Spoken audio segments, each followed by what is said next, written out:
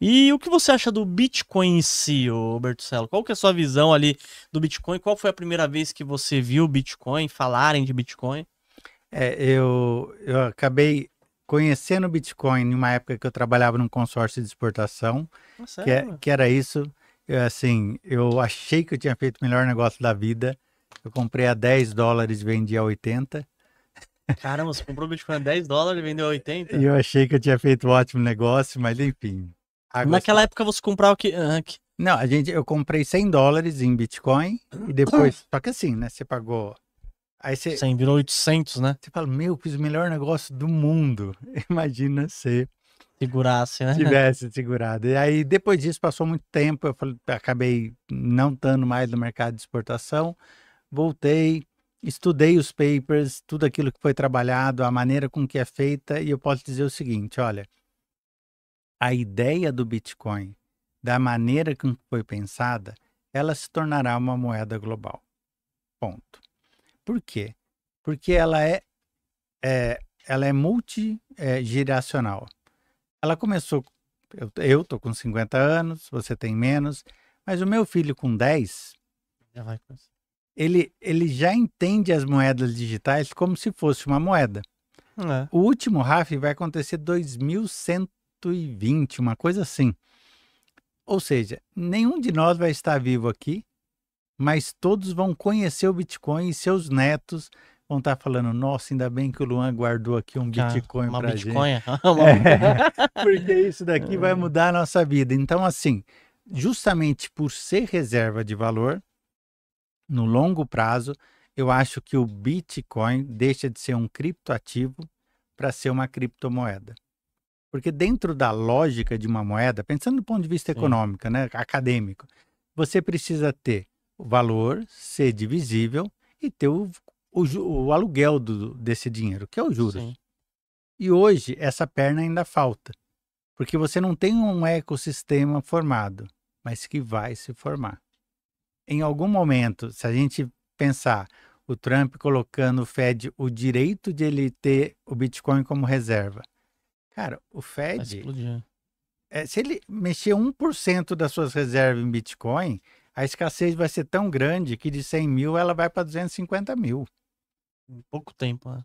Em 6 meses você vai ver isso daí disparando. É lógico que a gente não está falando de Bitcoin de curto prazo. Eu acho que a história do curto prazo são altcoins, como até a moeda do Trump, né? Sim, foi. A, Nossa, meu. eu estava no sábado conversando com um aluno, aí sábado meio-dia que eu vi lá a notícia, compramos disparei para todo mundo, a 22, US$ 23, e no final a gente vendeu a 70. Nossa, saíram bem. Assim, em um dia, mas isso é uma altcoin, que é uma aposta, que é Especulativa, uma. O Bitcoin ele se propõe a ser uma moeda a nível global, descentralizada e sem governo. Então, aqueles que querem no médio e longo prazo, apliquem em Bitcoin. é. Mas aquela historinha, tire da corretora, coloque na sua Sim, carteira. sempre. Porque se não está na sua carteira, não é seu, né? Exatamente. E é o que eu falo pra todo mundo. Ah, Luan, eu tenho um pouquinho, deixa na corretora. Você pode até deixar, mas qualquer rumor você tira. E o melhor mesmo é você ter uma carteira física, tal, né, Exato, pô? exato. Porque aí ninguém, nem juiz, nem promotor, nem ninguém consegue ali tomar o seu Bitcoin, né? Exato. Ou qualquer outra, se você for pegar Solana, Ethereum, Doge, que é Sim, aquela história do Elon Musk, mas assim, você pode trazer para sua carteira e deixar ali. Particularmente, como investimento, que eu falo sempre, ó, nunca invista naquilo que você não conhece. sim. Eu, a história do Trump foi uma aposta, né? Foi uma coisa, mas então assim, eu não conheço a fundo nenhuma altcoin, mas eu posso dizer eu invisto em Bitcoin porque realmente eu acredito na estrutura montada. E eu acho que é muito grande para pessoa não investir, né? E descentralizado, né? Porque a Ethereum, maravilhosa, mas ela tem um dono. Tem. Se o governo americano chegar ali e falar, Vixe, escuta, vem abre a aqui. carteira de todo mundo que eu quero resolver. Vai fazer. Mas ele vai pegar o Satoshi Nakamoto onde? Verdade.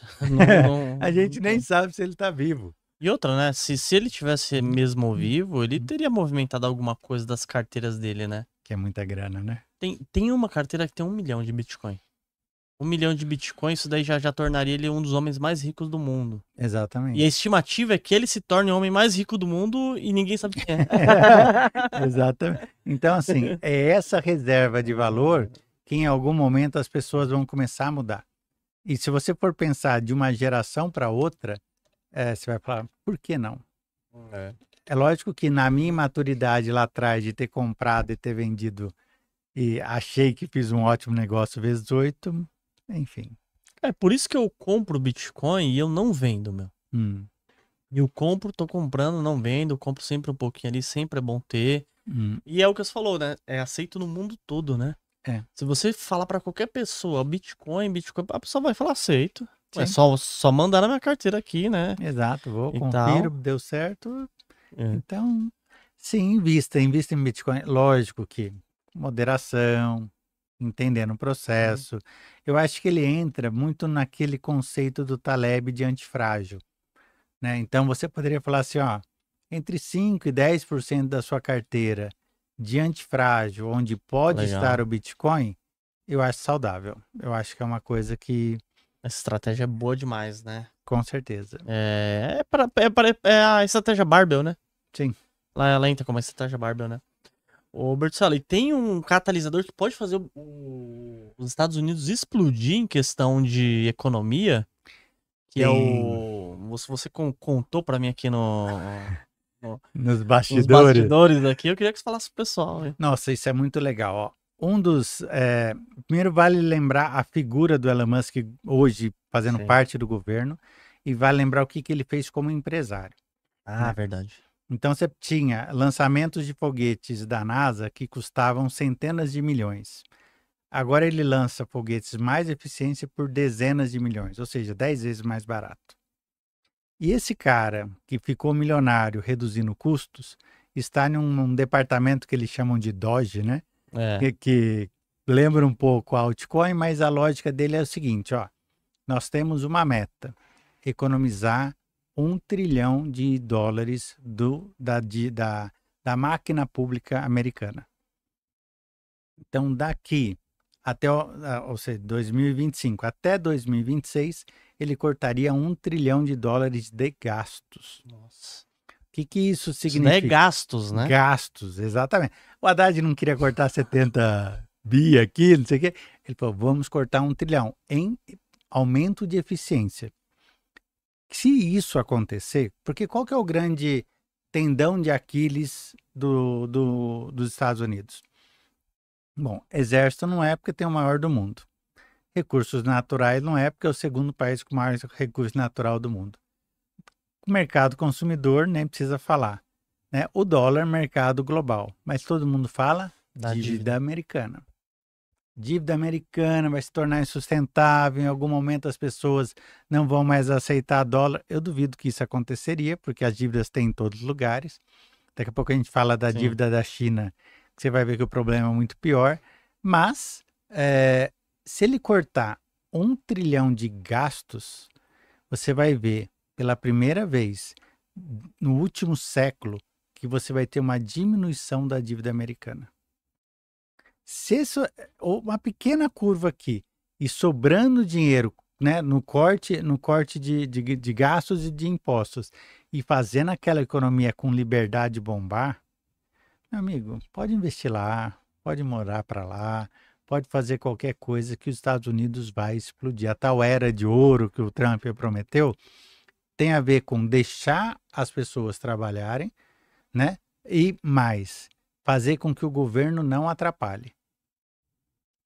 Se tiver, não precisa muito, tá?